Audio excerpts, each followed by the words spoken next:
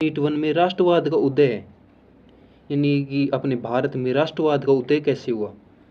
भारतीय राष्ट्रीय कांग्रेस की स्थापना, बाद में स्वदेशी आंदोलन, फिर सूरत विभाजन, फिर लखनऊ समझौता, एक के बाद एक घटना हुई।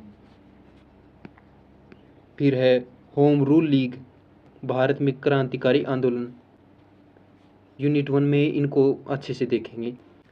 हिस्ट्री में यूनिट 1 है अपना राष्ट्रीय आंदोलन, उसमें फर्स्ट टॉपिक अपना भारतीय राष्ट्रीय कांग्रेस की स्थापना। इसमें अपन देखेंगे कांग्रेस की स्थापना क्यों हुई और इसका महत्व क्या था। 19वीं सदी का अंत था, ब्रिटिश राज अपने चरम पर है और भारत में धीरे धीरे एक राजनीतिक चेतना जागृत हो रही है। इसी माहौल में एक ऐसे संगठन की ज़रूरत महसूस हुई जो भारतीयों की आवाज़ बन सके, उन्हें एकजुट कर सके। यही राष्ट्रीय कांग्रेस का उदय हुआ। यानी भारत को एक संगठित दल चाहिए था, वो अपने आंदोलन कर सके, अंग्रेज़ों का विरोध कर सके, भारतीयों का प्रतिनिधित्व कर सके। तो इस तौर पर कांग्रेस की स्थापना हुई। अब देखते हैं कि स्थापना कब और कहाँ हुई। तो स्थापना 28 दिसंबर 1885 को हुई, गोकुलदास तेजपाल संस्कृत महाविद्यालय, बम्बई, यानी आज की मुंबई में। संस्थापक कौन थे? यह जानकर शायद आपको आश्चर्य हो कि कांग्रेस की स्थापना एक अंग्रेज सिविल सेवक एलन ऑक्ट्रवियम होम ने की थी। मैंने कंटेंट को थोड़ा इंगेजिंग किया है ताकि आप चीज़ों को भूलें ना। मैं केवल ये बता देता कि कांग्रेस की स्थापना ए.ओ. ह्यूम ने की थी तो शायद आप भूल जाते। मैंने केवल आपको इस तरह से इंगेज किया है कि अंग्रेज़ ने की थी, तो आप याद रखेंगे कि कौन सा अंग्रेज़ था। थोड़ा सा और आप उनको पर्सनल फील कर पाएंगे। जी हाँ, एक ब्रिटिश अधिकारी ने ही भारत के सबसे बड़े राजनीतिक दल की नींव रखी थी। होम का उद्देश्य शुरू में ब्रिटिश सरकार और भारतीयों के बीच एक सेफ्टी वॉल यानी सुरक्षा दीवार के रूप में काम करना था। यानी एक साइड भारत सरकार है और एक साइड अंग्रेज सरकार है, इन दोनों के बीच में एक दीवार के रूप में कांग्रेस काम करे, ऐसा उद्देश्य था ए.ओ. ह्यूम का, ताकि भारतीय असंतोष को एक मंच मिल सके, वह हिंसक रूप ना ले। यानी भारतीय लोग हिंसक तरीके से काम ना करें, हिंसक होकर आंदोलन ना करें। कांग्रेस के पहले अधिवेशन की अध्यक्षता किसने की? तो कांग्रेस के पहले अधिवेशन की अध्यक्षता व्योमेश चंद्र बनर्जी ने की थी। एक ऐतिहासिक क्षण था जब विभिन्न प्रांतों से आए प्रतिनिधित्व एक साथ बैठे। पहली बार लोग एक साथ बैठे, कांग्रेस की स्थापना हुई, विभिन्न प्रांतों से लोग आए। पहले अधिवेशन में कितने प्रतिनिधि थे? तो पहले अधिवेशन में 72 प्रतिनिधि थे, जिनमें वकील, पत्रकार, शिक्षक और अन्य लोग भी शामिल थे। कांग्रेस की स्थापना के मुख्य उद्देश्य क्या थे? ये पूछ सकता है बड़े वाले क्वेश्चन में कि कांग्रेस की स्थापना के मुख्य उद्देश्य बताओ। तो इसमें अपन को अच्छे से आंसर देना होगा, एक बार अच्छे से समझ लो इनको। राष्ट्रीय एकता को बढ़ावा देना, भारतीयों के बीच जाति, धर्म, प्रांत और भाषा के आधार पर होने वाले मतभेदों को कम करके एक राष्ट्रीय भावना को बढ़ावा देना, यानी एक संगठित दल बनाना। भारत में जाति, धर्म, प्रांत, भाषा पर बहुत भेदभाव है। दूसरा है भारतीयों को एकजुट करना, विभिन्न क्षेत्रों और समुदाय के लोगों को एक साथ एक मंच पर लाना ताकि वे समस्याओं को सरकार के सामने रख सकें। राजनीतिक शिक्षा प्रदान करना, भारतीयों को राजनीतिक अधिकारों और कर्तव्यों के बारे में शिक्षित करना। जनमत तैयार करना, सरकार की नीतियों के खिलाफ या पक्ष में जनमत तैयार करना, भारतीयों की आकांक्षाओं को व्यक्त करना, यानी भारतीय लोग ब्रिटिश सरकार के बारे में क्या सोचते हैं, वो अपने लिए क्या बेहतरीन कर सकते हैं, एक राजनीतिक दल स्थापित हो। उस रूप में कांग्रेस की स्थापना की गई। ब्रिटिश सरकार के साथ संवाद, ब्रिटिश सरकार के साथ संवैधानिक तरीके से संवाद स्थापित करना, भारतीयों की मांगों को उठाना। अब है कांग्रेस का शुरुआती दौर कैसा था? नरम दल का प्रभुत्व है। शुरुआत में कांग्रेस का दृष्टिकोण काफ़ी उदार और शांतिपूर्ण था। इसे नरम दल का दौर भी कहा जा सकता है। इस दौर के नेता जैसे दादा भाई नौरोजी, फिरोज शाह मेहता, गोपाल कृष्ण गोखले ब्रिटिश न्याय और उदारता में विश्वास रखते थे। वे प्रार्थना, याचिका और विरोध के माध्यम से अपनी मांगों को मनवाने की कोशिश करते थे। वे स्वशासन की मांग करते थे, लेकिन ब्रिटिश राज के अधीन, यानी ब्रिटिश राज के अधीन रहकर ही अपन को स्वतंत्रता मिल जाए, अपना स्वराज स्थापित हो, अपनी ही सरकार हो। कांग्रेस की स्थापना के महत्व, यानी कांग्रेस की स्थापना होने के बाद इसके क्या लाभ हुए। तो संगठित विरोध की शुरुआत हुई। यह भारत में एक संगठित राजनीतिक आंदोलन की शुरुआत थी। राष्ट्रीय चेतना का विकास हुआ। इसमें भारतीयों में राष्ट्रीय और एकता की भावना आई। स्वतंत्रता संग्राम की नींव रखी। आगे चलकर यह संगठन भारत के स्वतंत्रता संग्राम का मुख्य वाहक बना। जनमत को आकार देना। इसने विभिन्न मुद्दों पर भारतीयों के विचारों को आकार देने में मदद किया। निष्कर्ष क्या है? निष्कर्ष के रूप में अपना इतना ही रहता है कि रिवीजन हो जाए। भारतीय राष्ट्रीय कांग्रेस की स्थापना केवल एक राजनीतिक संगठन का जन्म नहीं था, बल्कि यह एक ऐसे आंदोलन की शुरुआत थी जिसने आखिरकार भारत को ब्रिटिश शासन से मुक्ति दिलाई। यह एक ऐसा मंच था जब भारतीय अपनी आवाज़ उठा सकते थे, अपनी समस्या को रख सकते थे और एक बेहतर भविष्य की कल्पना कर सकते थे। इसकी शुरुआत भले ही कुछ अंग्रेज़ों के सहयोग से हुई, लेकिन धीरे धीरे यह पूरी तरह भारतीयों के हाथों में आ गया और यह स्वतंत्रता संग्राम का प्रतीक बन गया। यूनिट 1 का सेकंड टॉपिक है स्वदेशी आंदोलन। स्वदेशी आंदोलन क्या है? इसमें स्वदेशी वस्तुओं का, यानी कि अपने देश की वस्तुओं का उत्पादन बढ़ाया गया। जो अंग्रेज़ों की वस्तुएं थी, विदेशी वस्तुएं थी, उनका बहिष्कार, उनको कम किया गया। इसका उद्देश्य क्या था कि अपनाओ अपने देश का, छोड़ो परदेशी। 1905 यानी कि प्रथम विश्व युद्ध के 10 साल पहले ब्रिटिश सरकार ने एक ऐसा फैसला लिया जिसने पूरे बंगाल में आग लगा दी। बंगाल का विभाजन। ब्रिटिश सरकार ने फैसला लिया कि हम बंगाल के टुकड़े करेंगे। उनका मकसद था फूट डालो और राज करो की नीति को मजबूत करना, लेकिन इसने भारतीयों को और भी एकजुट कर दिया। इसी गुस्से और एकता की भावना से जन्मा स्वदेशी आंदोलन। क्या होता है कि अपन बहुत सी चीज़ें सहन करते जाते हैं, पर जब भी लिमिट क्रॉस हो जाती है तो अपन भी बोल देते हैं यार अब सहन नहीं होगा, अब लिमिट से बाहर मामला चला गया। तो ऐसे ही अपने लोगों को लगा, बंगाल विभाजन के बाद उन्हें लगा कि अति हर चीज़ की खराब होती है, ये अति है, इससे अधिक अपन सहन नहीं कर पाएंगे। तो उन्होंने इसका एकजुट होकर विरोध किया। इसकी शुरुआत कैसी हुई, इसके मुख्य कारण देख लेते हैं अपन।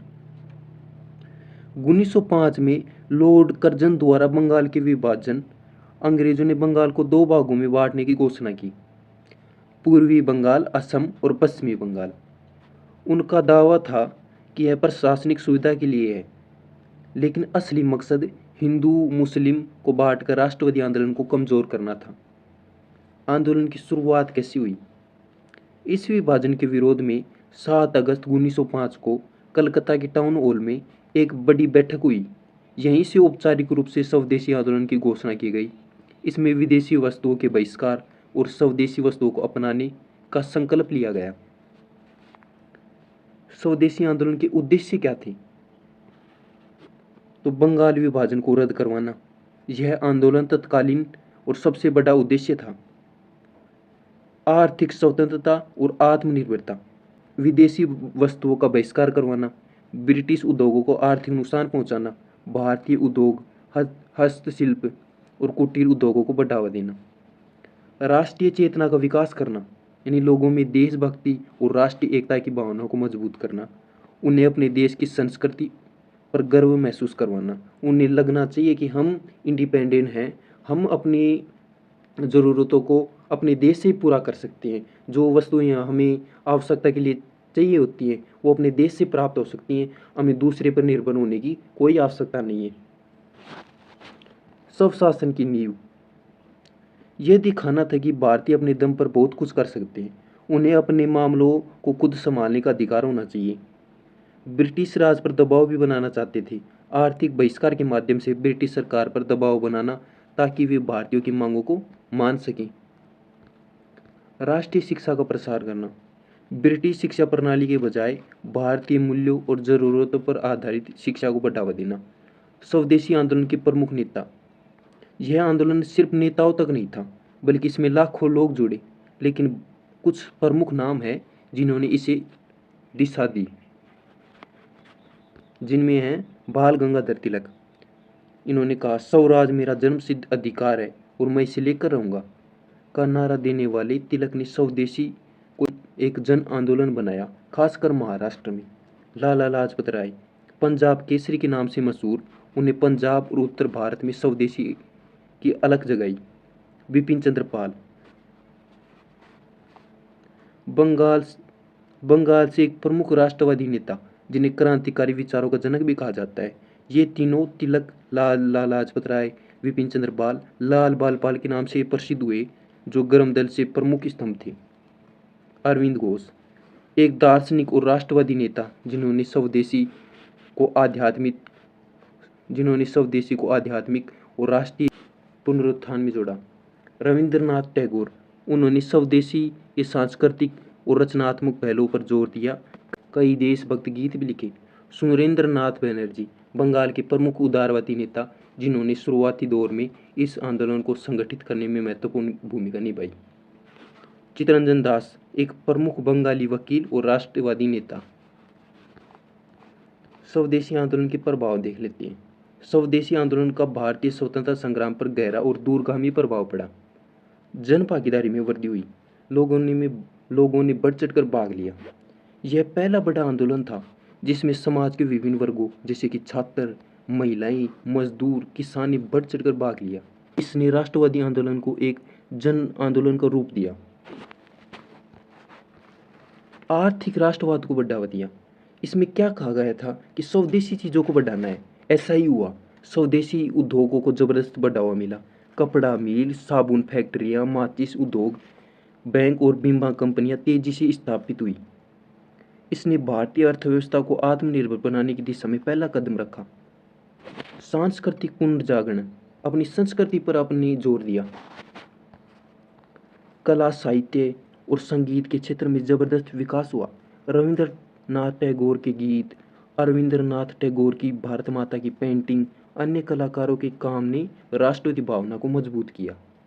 शिक्षा का स्वरूप, यानी शिक्षा का नया स्वरूप। राष्ट्रीय शिक्षा परिषदों की स्थापना हुई जिन्होंने भारतीय भाषाओं, भारतीय इतिहास और संस्कृति पर आधारित शिक्षा को बढ़ावा दिया। शांति निकेतन जैसे संस्थानों का विकास हुआ। क्रांतिकारी राष्ट्रवाद का उदय हुआ। स्वदेशी आंदोलन के दौरान कुछ युवाओं में ब्रिटिश शासन के खिलाफ अधिक उग्र और क्रांतिकारी तरीके अपनाने की भावना बढ़ी। कांग्रेस में विभाजन हुआ। इस आंदोलन के तरीकों को लेकर भारतीय राष्ट्रीय कांग्रेस में नरम दल और गर्म दल के बीच मतभेद पैदा हुआ, जो अंततः 1907 के सूरत अधिवेशन में विभाजन के कारण बनी। गांधी जी पर प्रभाव। महात्मा गांधी ने बाद में स्वदेशी और बहिष्कार के सिद्धांतों को अपने आंदोलन जैसे कि असहयोग आंदोलन का आधार बनाया। उन्होंने स्वदेशी को स्वराज की आत्मा कहा। अब है निष्कर्ष, यानी स्वदेशी आंदोलन का निष्कर्ष क्या निकला। स्वदेशी आंदोलन सिर्फ विदेशी सामानों को बहिष्कार करने और अपने देश का सामान खरीदने तक सीमित नहीं था। यह एक समग्र आंदोलन था जिसने भारतीयों को आत्मसम्मान, आत्मनिर्भरता और राष्ट्रीय गौरव की भावना जगाई। इसने ब्रिटिश साम्राज्यवाद के खिलाफ एक मजबूत और संगठित विरोध की नींव रखी और भारतीय स्वतंत्रता संग्राम को एक नई दिशा दी। यह सिर्फ आर्थिक या राजनीतिक आंदोलन नहीं था, बल्कि एक सांस्कृतिक और सामाजिक क्रांति भी थी। अब अपने जो स्वदेशी आंदोलन था, यूनिट 1 का सेकंड टॉपिक था, वो भी कवर कर लिया।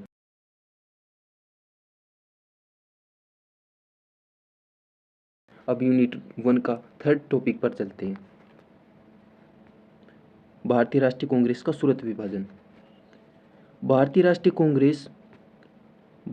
कांग्रेस का सूरत विभाजन एक ऐसी घटना थी जिसने भारतीय स्वतंत्रता संग्राम की दिशा को कुछ समय के लिए प्रभावित किया।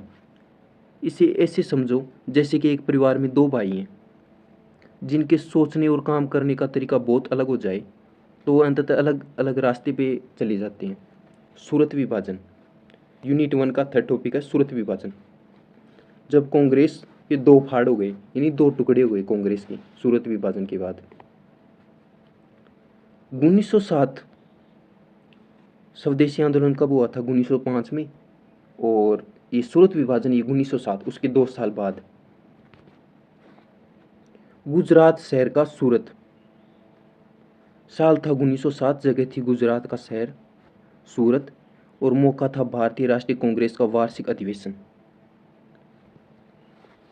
लेकिन यह अधिवेशन शांतिपूर्ण ढंग से नहीं हो सका, बल्कि यह कांग्रेस के इतिहास में एक बड़ी मोड़ का गवाह बना, जब कांग्रेस दो मुख्य दलों में बट गया, नरम दल और गरम दल। इसी घटना को सूरत विभाजन के नाम से जाना जाता है। यानी 1907 में गुजरात के शहर सूरत में राष्ट्रीय कांग्रेस के अधिवेशन में कांग्रेस के दो टुकड़े हो गए, नरम दल और गरम दल, जिसे सूरत विभाजन कहा जाता है। कब और किसकी अध्यक्षता में? तो 1907 में सूरत गुजरात में। अध्यक्ष कौन थे? तो अध्यक्ष डॉक्टर रास बिहारी घोष। विभाजन के मुख्य कारण क्या थे? तो विभाजन के मुख्य कारण देखें तो वैचारिक मतभेद थे। नरम दल उदारवादी था, ये ब्रिटिश शासन के प्रति वफादार था। संवैधानिक तरीकों, याचिकाएं, प्रार्थनाएं, बैठकें से सुधारों और स्वशासन की मांग करता था। ये ब्रिटिश न्याय और उदारता में विश्वास रखते थे। इनके प्रमुख नेता थे गोपाल कृष्ण गोखले, फिरोज शाह मेहता, सुरेंद्रनाथ बनर्जी आदि। ये चाहते थे कि ब्रिटिश लोगों के शासन में सुधार हो जाए, अलग से शासन ना हो। अब है गरम दल, उग्रवादी। ये मानते थे कि ब्रिटिश सरकार से केवल संवैधानिक तरीकों से कुछ भी हासिल नहीं होगा। वे सीधे संघर्ष, बहिष्कार, विदेशी वस्तुओं का स्वदेशी और राष्ट्रीय शिक्षा जैसे तरीकों का पूर्ण स्वराज, तीव्र स्वशासन की मांग करते थे। इनके प्रमुख नेता थे बाल गंगाधर तिलक, लाला लाजपत राय, विपिन चंद्र पाल यानी कि लाल बाल पाल, अरविंद घोष।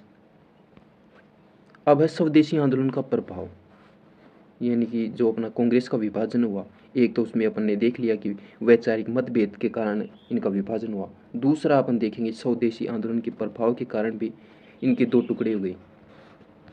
1905 के बंगाली विभाजन के बाद शुरू हुए स्वदेशी आंदोलन ने गरम दल को जनता के बीच काफ़ी लोकप्रिय बना दिया। नरम दल, वे स्वदेशी आंदोलन को केवल बंगाल तक सीमित रखना चाहते थे, केवल विदेशी वस्तुओं के बहिष्कार तक नहीं। गरम दल, वे इस आंदोलन को पूरे देश में फैलाना चाहते थे।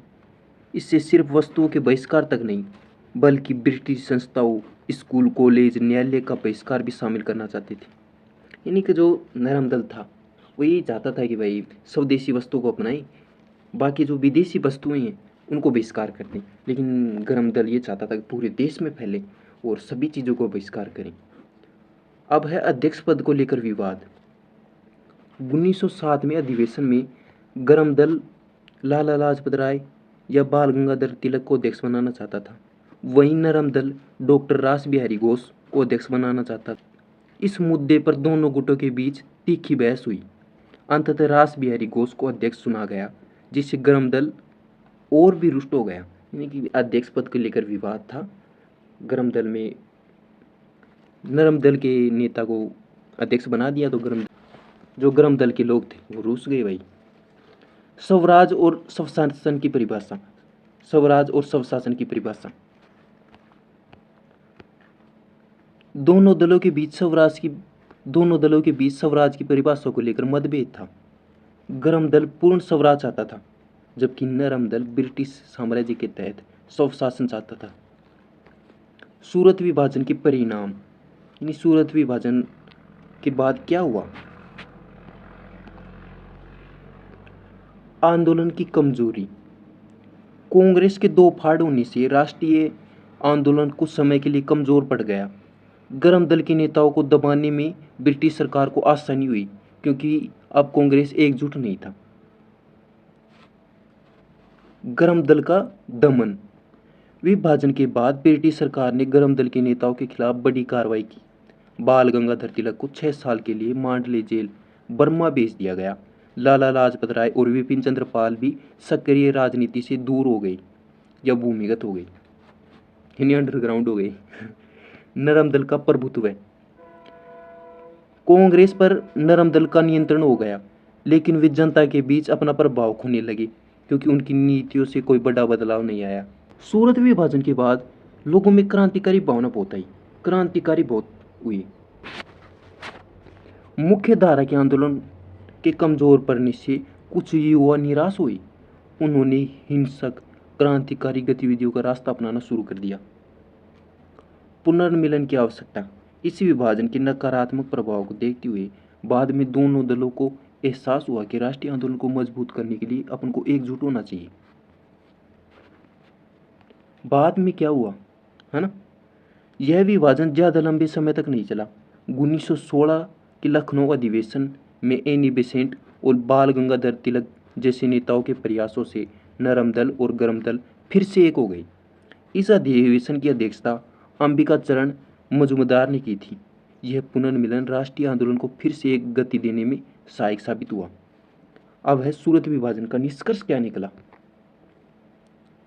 सूरत विभाजन भारतीय राष्ट्रीय कांग्रेस के भीतर की वैचारिक विभिन्नताओं और नेतृत्व के संघर्ष का परिणाम था। इसने कुछ समय के लिए आंदोलन को कमजोर किया, लेकिन अंततः इसने दोनों दलों को यह सिखाया कि एकजुटता ही ब्रिटिश शासन के खिलाफ सबसे बड़ा हथियार है। ऐसे करके अपना यूनिट 1 का फर्स्ट टॉपिक भी कंप्लीट कर लिया, सेकंड भी कर लिया, थर्ड भी कर लिया।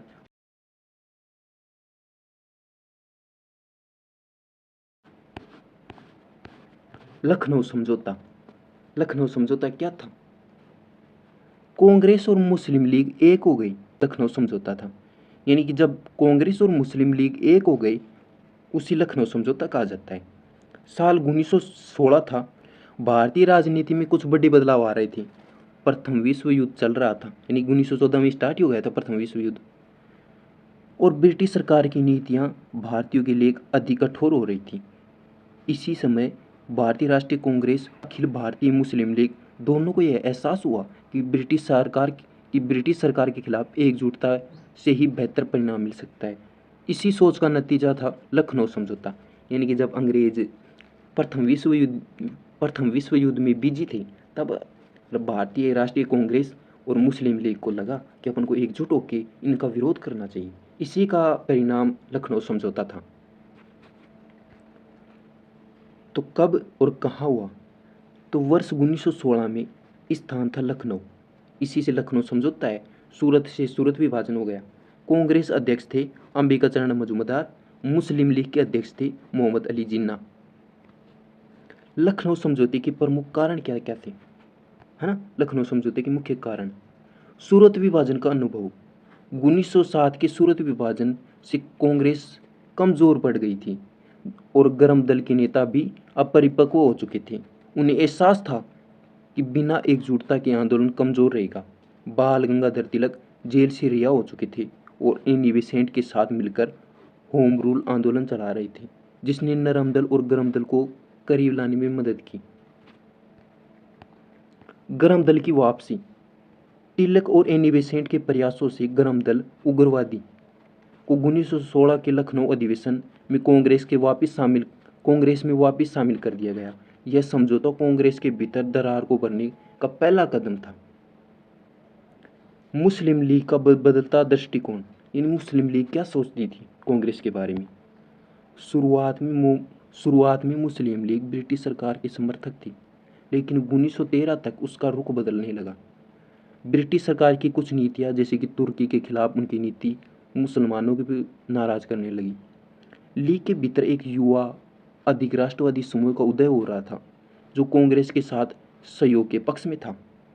मोहम्मद अली जिन्ना जैसे नेता, जो उस समय के राष्ट्रीय एकता के समर्थक थे, ने कांग्रेस और लीग को करीब लाने में महत्वपूर्ण भूमिका निभाई।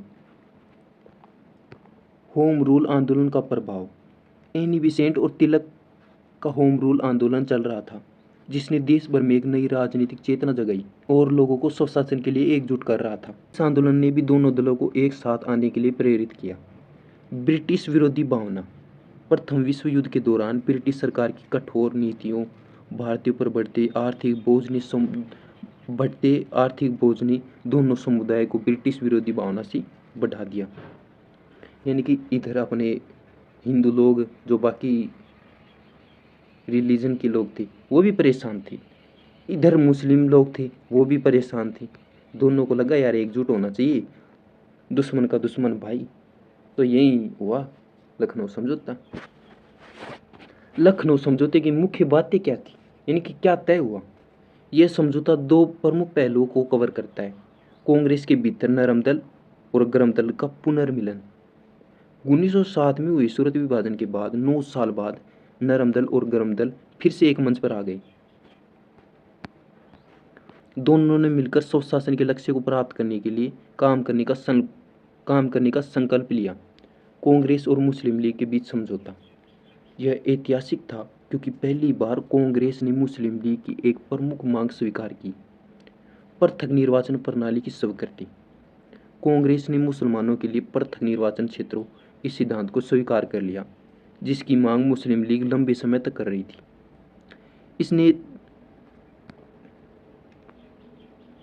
इसके तहत मुस्लिम मतदाता केवल मुस्लिम उम्मीदवारों को ही वोट दे सकते हैं। दोनों दलों ने मिलकर ब्रिटिश सरकार के सामने संयुक्त संवैधानिक सुधारों की मांग रखने की सहमति व्यक्त की। उनकी प्रमुख मांगें थी ब्रिटिश सरकार द्वारा भारत को जल्द से जल्द स्वशासन प्रदान करना। यानी ब्रिटिश सरकार से मांग कर रहे थे कि अपन को भाई स्वशासन दो। कार्यकारी परिषदों में भारतीय का प्रतिनिधित्व बढ़ना चाहिए। जहाँ कार्यकारी परिषद हो, जो परिषद है कार्यकारी, वहाँ पर भारतीय लोगों का प्रतिनिधित्व है, जो लीडर हैं वो भारतीय लोग हों। वायसराय के कार्यकारिणी परिषद में आधे सदस्य भारतीय हों।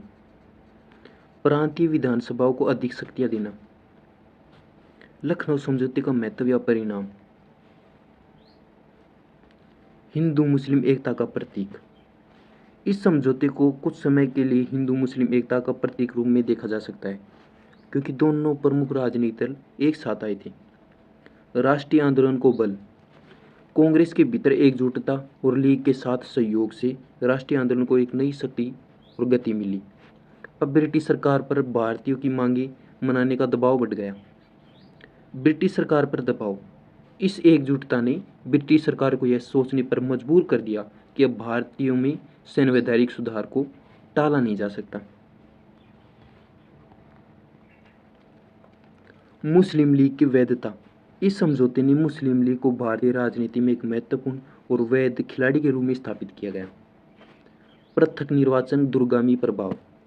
हालांकि उस समय इसे एकता के रूप में देखा गया, लेकिन पृथक निर्वाचन प्रणाली की स्वीकृति के दूरगामी नकारात्मक परिणाम भी हुए। इसने भविष्य में सांप्रदायिक राजनीति और अंततः भारतीय विभाजन के लिए एक आधार रखा। कई इतिहासकारों का मानना है कि यह कांग्रेस की सबसे बड़ी भूल थी, जिसके लिए अपन गांधी जी को जिम्मेदार ठहराते हैं कि पाकिस्तान अलग है तो वह उसकी वजह गांधी है। गांधी युग का आगमन। इस समझौते के तुरंत बाद महात्मा गांधी भारतीय राजनीति में पूरी तरह सक्रिय हो गए। उन्होंने राष्ट्रीय आंदोलन की एक नई दिशा दी। निष्कर्ष। लखनऊ समझौते का निष्कर्ष क्या निकला।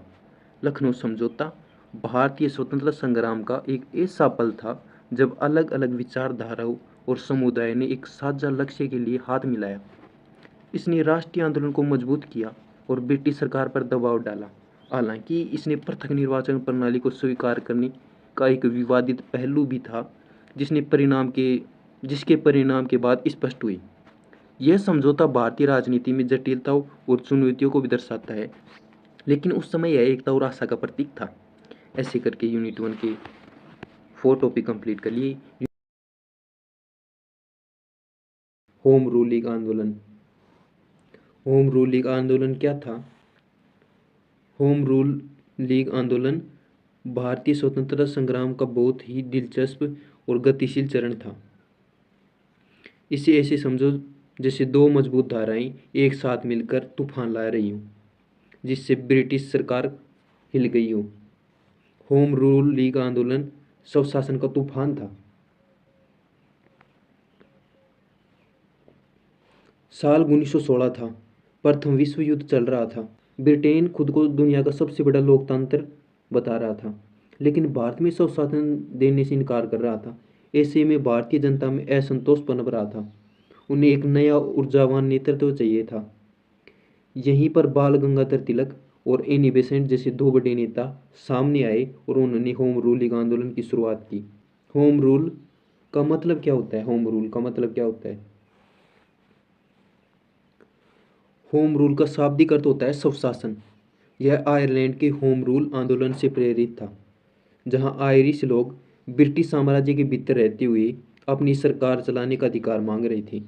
भारत में भी इसका मतलब ब्रिटिश साम्राज्य के अधीन रहते हुए भारतीयों द्वारा अपनी आंतरिक मामलों में शासन करने का अधिकार प्राप्त करना कनाडा, ऑस्ट्रेलिया जैसे डोमिनियन राज्यों में था।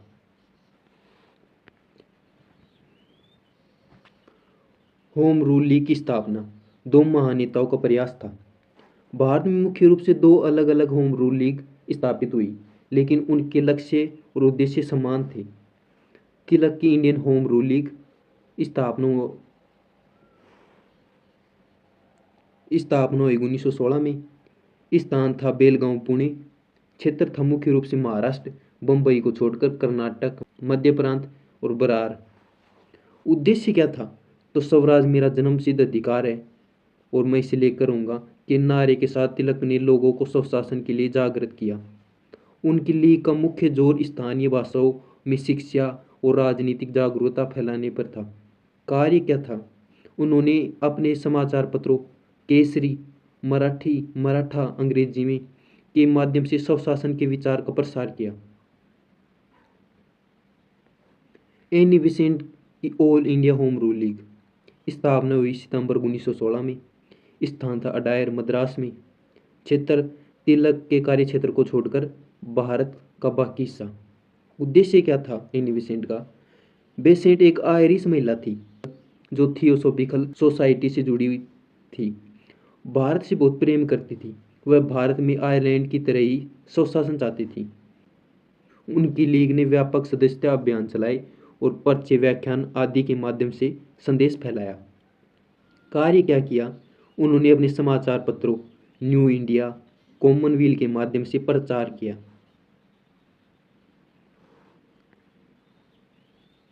भले ही दोनों अलग अलग लीग थी, लेकिन उन्होंने समन्वय स्थापित किया, एक दूसरे के पूरक के रूप में काम किया, जिससे पूरे देश में आंदोलन को गति मिली। होम रूल आंदोलन का मुख्य उद्देश्य क्या था? भारतीयों के लिए स्वशासन प्राप्त करना। यह उनका प्रमुख और अंतिम लक्ष्य था। वे ब्रिटिश साम्राज्य के अधीन रहते हुए आंतरिक मामलों में भारतीयों का नियंत्रण चाहते थे। जनता में राजनीतिक शिक्षा और जागरूकता, ब्रिटिश सरकार की नीतियों और भारतीयों के अधिकारों के बारे में आम लोगों को जागरूक करवाना। कांग्रेस को सक्रिय करना। 1907 के सूरत विभाजन के बाद कांग्रेस कुछ हद तक निष्क्रिय हो गई थी। होम रूल लीग का एक उद्देश्य कांग्रेस को पुनर्जीवित करना और उसे राष्ट्रीय आंदोलन के लिए एक प्रभावी मंच बनाना था।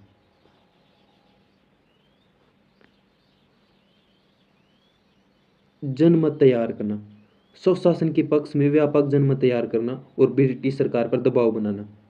अधिक से अधिक लोगों को जोड़ना। संगठनात्मक ढांचे का विकास करना। स्थानीय स्तर पर छोटी छोटी शाखाएं स्थापित करके लोगों को संगठित करना। अब है होम रूल आंदोलन का प्रभाव क्या हुआ? उद्देश्य देख लिया, प्रभाव देखते हैं। होम रूल लीग आंदोलन ने भारतीय स्वतंत्रता संग्राम पर गहरा प्रभाव डाला। राष्ट्रीय आंदोलन को नई गति मिली। इसने एक ऐसे समय में राष्ट्रीय आंदोलन को फिर से सक्रिय किया जब कांग्रेस कुछ हद तक निष्क्रिय थी। मांग को स्पष्ट किया।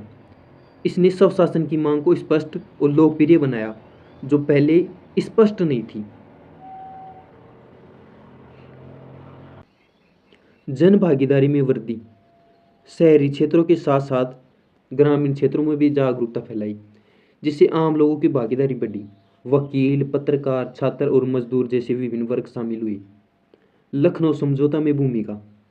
तिलक और एनी बेसेंट के प्रयासों से ही 1916 के लखनऊ अधिवेशन में नरम दल और गरम दल फिर से एक हुए। गांधी युग के लिए आधार। इस आंदोलन ने राजनीतिक रूप से सक्रिय कार्यकर्ताओं की एक नई पीढ़ी तैयार की, जिन्होंने बाद में महात्मा गांधी के नेतृत्व में असहयोग, सविनय अवज्ञा आंदोलन में महत्वपूर्ण भूमिका निभाई। गांधी जी ने भी स्वशासन के विचार को आगे बढ़ाया।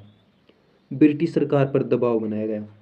आंदोलन की बढ़ती लोकप्रियता ने ब्रिटिश सरकार को यह एहसास कराया कि भारत में संवैधानिक सुधारों की आवश्यकता है। 1917 में मोंटेग्यू घोषणा और 1919 में मोंटेग्यू चेम्सफोर्ड सुधारों का मार्ग प्रशस्त हुआ।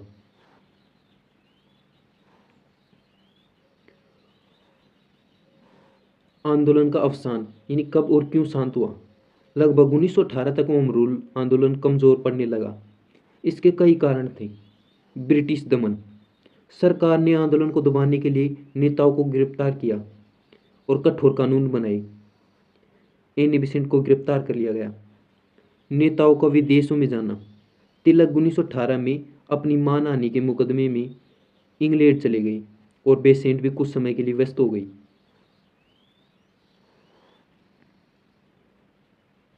लखनऊ समझौता और मोंटेग्यू घोषणा, लखनऊ समझौते के बाद कांग्रेस की स्थिति मजबूत हुई और 1917 की मोंटेग्यू घोषणा, जिससे भारत धीरे धीरे स्वशासन स्थापित करने का वादा किया गया, कुछ नरमपंथी नेताओं को संतुष्ट कर दिया गया। गांधी जी का उदय 1919-20 के बाद महात्मा गांधी के नेतृत्व में एक नए व्यापक जन आंदोलन असहयोग आंदोलन की शुरुआत हुई, जिसने होम रूल आंदोलन को पीछे छोड़ दिया।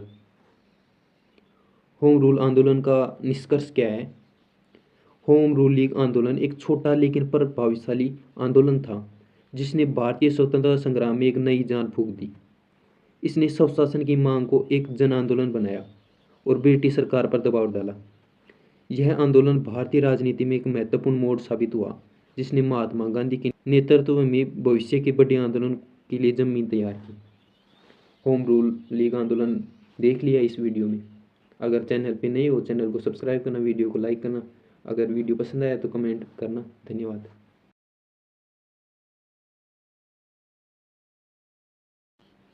भारत में क्रांतिकारी आंदोलन। भारतीय स्वतंत्रता संग्राम में क्रांतिकारी आंदोलन का एक ऐसा अध्याय है जो हमें उन वीर सपूतों की याद दिलाता है जिन्होंने आज़ादी के लिए अपने प्राणों की आहुति दी। यह सिर्फ अहिंसक सत्याग्रह का दौर नहीं था, बल्कि कुछ ऐसे भी थे जो मानते थे कि अंग्रेजों को भारत से निकालने के लिए सीधी कार्रवाई, बम और गोली का सहारा लेना जरूरी है। भारत में क्रांतिकारी आंदोलन। जब भारतीय राष्ट्रीय कांग्रेस जैसे संगठन संवैधानिक तरीकों से आज़ादी की लड़ाई लड़ रहे थे, उसी समय कुछ युवा खासकर बंगाल, महाराष्ट्र, पंजाब और उत्तर भारत में यह मानने लगे कि अंग्रेजों की क्रूरता का जवाब सिर्फ हिंसा से ही दिया जा सकता है। उन्होंने भूमिगत रहकर यानी कि अंडरग्राउंड रहकर, गुप्त संगठन बनाकर और ब्रिटिश अधिकारियों पर हमले करके स्वतंत्रता की अलग जगाई। कुछ लोग संवैधानिक तरीके से आज़ादी की मांग कर रही थी, कुछ हिंसक तरीके से कर रही थी। कुल मिलाकर सबको चाहिए आज़ादी थी। क्रांतिकारी आंदोलन के उदय के कारण यानी क्रांतिकारी आंदोलन शुरुआत क्यों हुई इसकी। नरम दल की असफलता। कांग्रेस के नरम दल की याचिका, प्रार्थना और विरोध की नीति कोई खास परिणाम न मिलने से युवा वर्ग में निराशा और असंतोष बढ़ रहा था। उन्हें लगा कि ये तरीके अंग्रेजों को बाहर छोड़ने पर मजबूर नहीं कर पाएंगे। गरम दल का प्रभाव। बाल गंगाधर तिलक, लाला लाजपत राय और विपिन चंद्र पाल जैसे गरम दल के नेताओं ने स्वशासन और आक्रामक राष्ट्रवाद का विचार फैलाया, जिसने युवाओं को प्रेरित किया। बंगाल विभाजन। लॉर्ड कर्जन द्वारा बंगाल का विभाजन भारतीयों के लिए एक बड़ा अपमान था। इसके विरोध से शुरू स्वदेशी आंदोलन के दौरान ब्रिटिश दमन ने कई युवाओं को हिंसा का रास्ता अपनाने पर मजबूर कर दिया। अंतर्राष्ट्रीय प्रभाव। आयरलैंड, रूस और तुर्की जैसे देश में चल रहे क्रांतिकारी आंदोलन ने भारतीय युवाओं को प्रेरणा दी। ब्रिटिश दमन। अंग्रेजों द्वारा राष्ट्रवादी नेताओं की गिरफ्तारी, असहमतियों को दबाना, प्रेस की स्वतंत्रता पर रोक लगाना, इन सभी से गुस्से को और बढ़ा दिया गया। आर्थिक शोषण। अंग्रेजों द्वारा भारत का लगातार आर्थिक शोषण गरीबी ने भी असंतोष बढ़ाया। क्रांतिकारी आंदोलन की प्रमुख चरण कब और कहाँ हुई। क्रांतिकारी आंदोलन को मुख्य रूप से दो चरणों में बांटा जा सकता है। पहला चरण लगभग 1900 से लेकर 1915 तक। यह चरण मुख्य रूप से क्षेत्रीय था, छोटे छोटे गुप्त संगठनों द्वारा चलाया गया। महाराष्ट्र, वासुदेव बलवंत फडके शुरुआती क्रांतिकारी प्रयासों में से एक थे, जिन्होंने ब्रिटिश राज के खिलाफ सशस्त्र विद्रोह का प्रयास किया।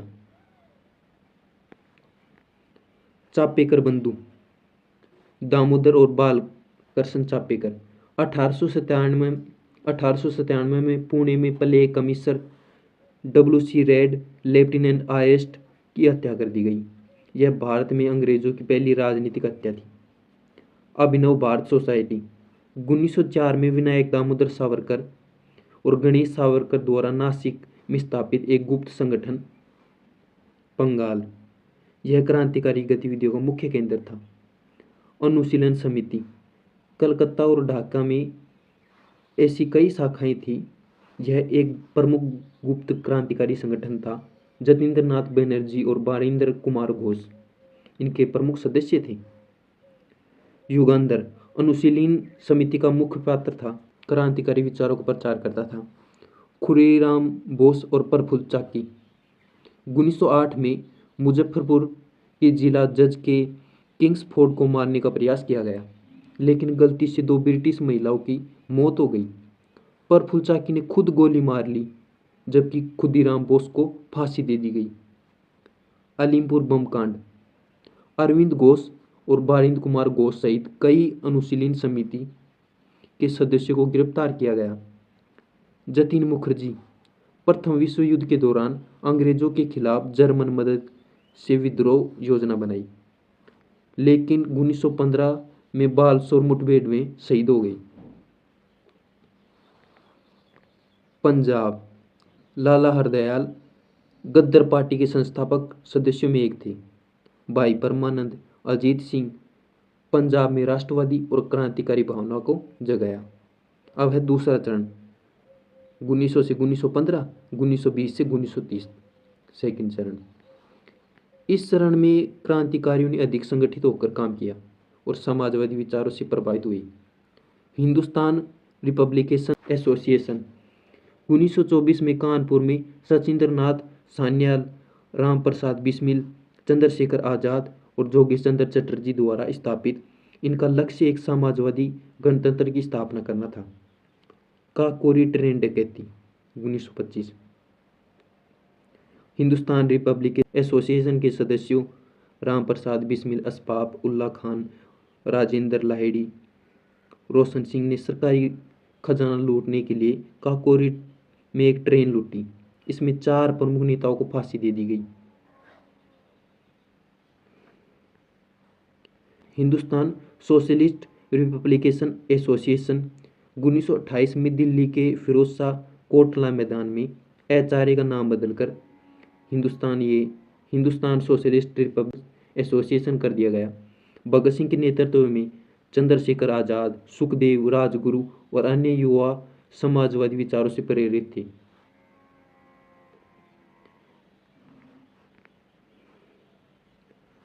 सॉन्डर्स की हत्या लाला लाजपत राय की मौत का बदला लेने के लिए भगत सिंह, सुखदेव, राजगुरु ने ब्रिटिश पुलिस अधिकारी सॉन्डर्स की हत्या कर दी। केंद्रीय विधानसभा में बम फेंकना भगत सिंह, बटुकेश्वर दत्त ने जनता का ध्यान आकर्षित करने के लिए ब्रिटिश सरकार के बहरे कानों तक अपनी बात पहुंचाने के लिए दिल्ली की केंद्रीय विधानसभा में बम फेंके। उनका उद्देश्य किसी को चोट पहुंचाना नहीं था, बल्कि विरोध दर्ज करवाना था। लाहौर षड्यंत्र केस भगत सिंह, सुखदेव और राजगुरु को सॉन्डर्स की हत्या और अन्य क्रांतिकारी गतिविधियों के लिए दोषी ठहराया गया। 23 मार्च 1931 को उन्हें फांसी दे दी गई। बंगाल की आगे की गतिविधियां सूर्य सेन चटगांव शस्त्रागार छापा का नेतृत्व किया, जिसमें उनके अनेक साथियों ने ब्रिटिश शस्त्रागार पर धावा बोल दिया। यह एक बड़ा और साहसी ऑपरेशन था। प्रीतिलता वाडेकर, कल्पना दत्त सूर्य सेन के साथ सक्रिय रूप से जुड़ी महिला क्रांतिकारी थी। क्रांतिकारी आंदोलन का महत्व है। जनता में देशभक्ति और बलिदान की भावना। इन क्रांतिकारियों ने अपने अदम्य साहस और बलिदान से लाखों भारतीयों को प्रेरित किया। वे बलिदान के प्रतीक बन गए। ब्रिटिश सरकार पर दबाव। इन गतिविधियों ने ब्रिटिश सरकार को यह एहसास कराया कि भारत में असंतोष बहुत गहरा है। केवल अहिंसक आंदोलन ही नहीं है, बल्कि सशस्त्र विद्रोह का खतरा भी मौजूद है। राष्ट्रवाद को मजबूत किया। उनके बलिदान ने भारतीय राष्ट्रवाद की भावना को मजबूत किया। युवाओं को आकर्षित करना। उन्होंने युवाओं को बड़ी संख्या में स्वतंत्रता आंदोलन की ओर आकर्षित किया। कांग्रेस पर प्रभाव।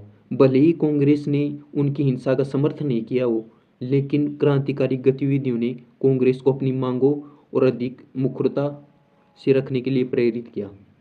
क्रांतिकारी आंदोलन का निष्कर्ष। भारत में क्रांतिकारी आंदोलन उन वीरों की कहानी है जिन्होंने अपनी जान की परवाह न करते हुए आज़ादी के लिए संघर्ष किया। भले ही उनके तरीके अहिंसक आंदोलन से भिन्न थे, लेकिन उनका लक्ष्य एक ही था, भारत को अंग्रेजों की गुलामी से मुक्त करवाना। उन्होंने अपने बलिदान से भारतीय स्वतंत्रता संग्राम में एक अविस्मरणीय अध्याय जोड़ा, आने वाली पीढ़ियों के लिए प्रेरणा स्रोत बनी। ऐसे करके यूनिट 1 कंप्लीट हो गई अपनी। अगर चैनल पे नहीं हो, चैनल को सब्सक्राइब करना, वीडियो को लाइक करना। Take care, bye bye.